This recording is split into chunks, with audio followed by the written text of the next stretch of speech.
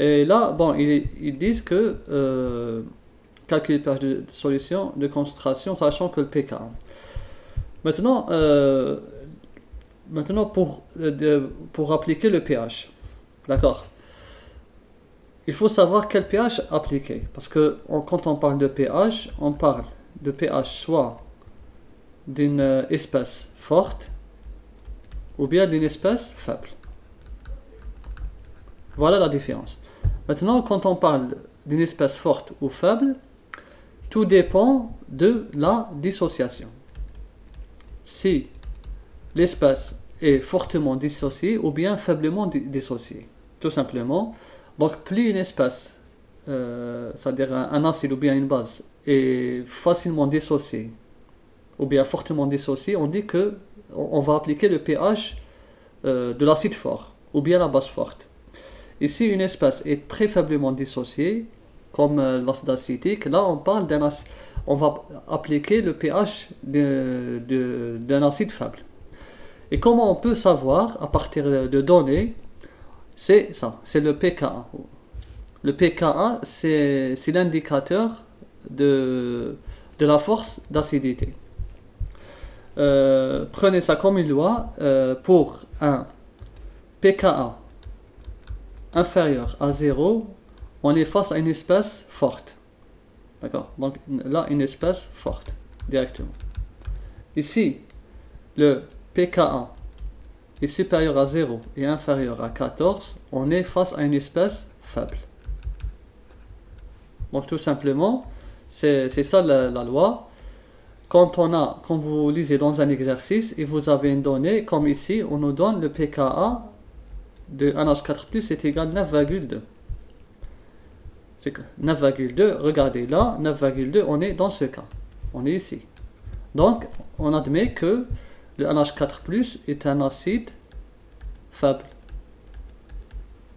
On va appliquer la relation du pH d'un acide faible, mais en tenant en compte les deux approximations.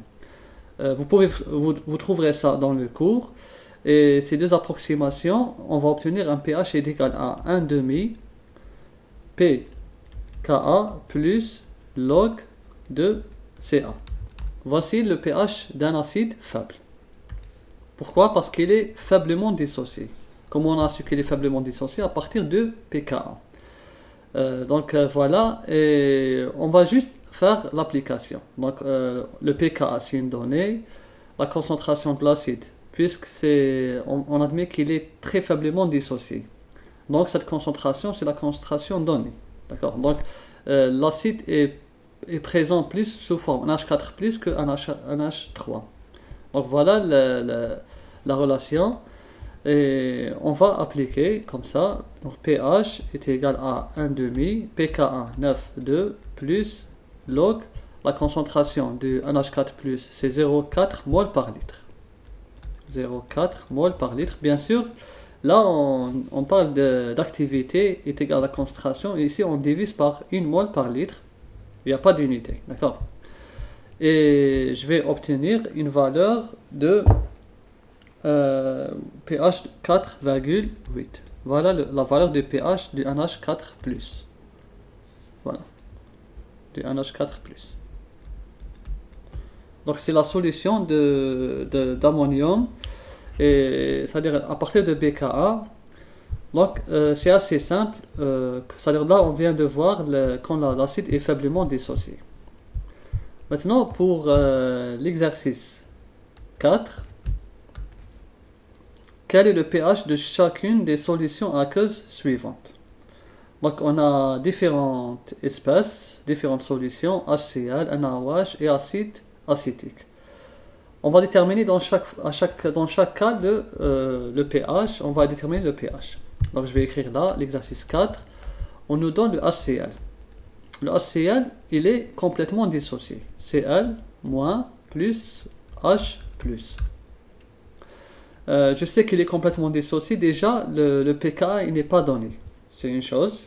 Comme on ne nous donne pas de pKa, donc c'est clair, on est face à une réaction qui est spontanée. Elle est directe. D'accord? Elle est directe, elle est irréversible. Donc, ici, on aura vers la fin de la réaction.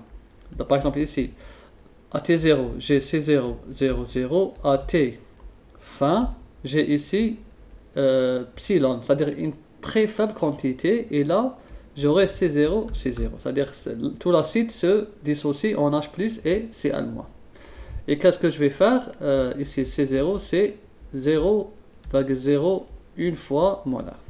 Donc ici, le pH est égal à moins log de 10 puissance moins 2. Et le pH est égal à 2. Donc voilà pour HCl.